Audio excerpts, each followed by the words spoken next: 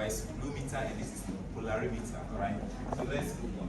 You already know this already, electronic balance or analytical balance, right? So you see that we have these are ice cream samples. We want to determine the sugar content in it. So the student was doing it, but because you are careful, she has to pause when go, then she'll come and continue. So she'll take some, add water to it, pour it in the tube, and then put it in this polarimeter. When the light passes through, then you can tell the amount of sugar in the ice cream. It's mango ice cream, but different amount of mango added to each of them, right? Oh, okay. There's one also here, so we use it as why I didn't talk. It's a pH meter, okay?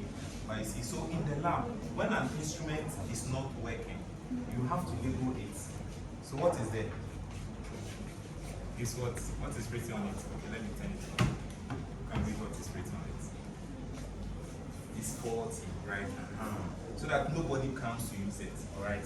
So the one that is working, I'll show you the one that is working, all right? So let's see. So allow the short people to come forward so that you can see. Yes, so let's bring that to the so you can go back and choose those. Can you all see?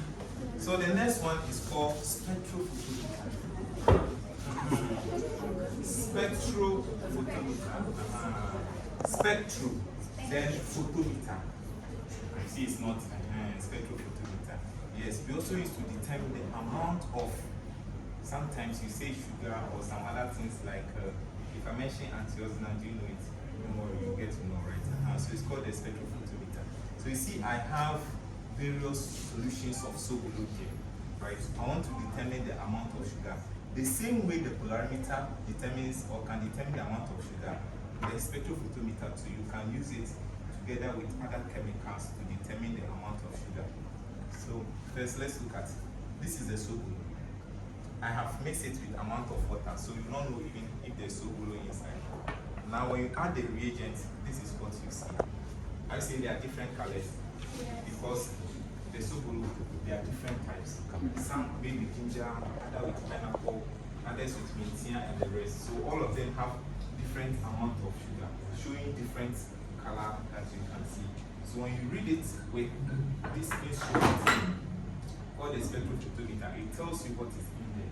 Let me read one for you. You pour this is glass. It's called cuvette. Okay, we pour it inside. This is acid. Put it in between. Have you seen that there are two parts? Transparent and what? Opaque. And so this part must face the light source. So you just put it in. Then you can see measure what? Sample. When you click on it, you see it moving. So this is called the absorbance. So we use this to calculate the amount of sugar in the sample. Those who can see. So this is a spectrophotometer. You put your sample inside. Then you measure the sample. 0.33006. Absorbance. This is absorbing light. So we use this absorbance to calculate the amount of sugar in each of the Sobolo.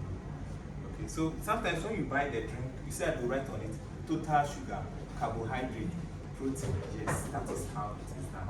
Alright. Then together it's called the spectrophotometer. So this is called the monitor or the spectrophotometer. It's working together. It's not separate. Now you see that the cable is connected to it. So it reads it. Right. Now let's look at the pH meter. Okay, yes, that was the question. Please, when you measure the distinct base, the outcome of all the results was not 0.3. Yes. But when we measure it, the second one is 0.3. Exactly. You see, when you expose things to light, the things either absorb the light or reflect the light. Now, let me use one typical example for you. Now, what color is this? You know why you are seeing blue? But how many colors do you have in the room? 7. So now, when light falls on the sample, the sample or the material will absorb some light and reflect the light.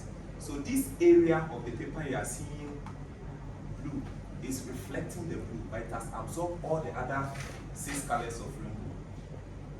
Red, yellow, green, blue, indigo, and violet. Right? If you see it quite this way, that means it has absorbed absorbed all the 7 colors, so it's showing as white.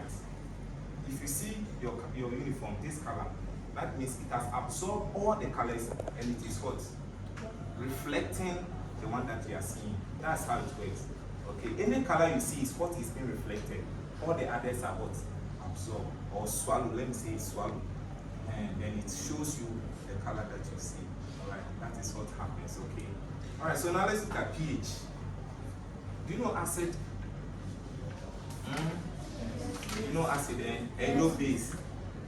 Base, acid, salt. Okay, don't worry. Now we have here water.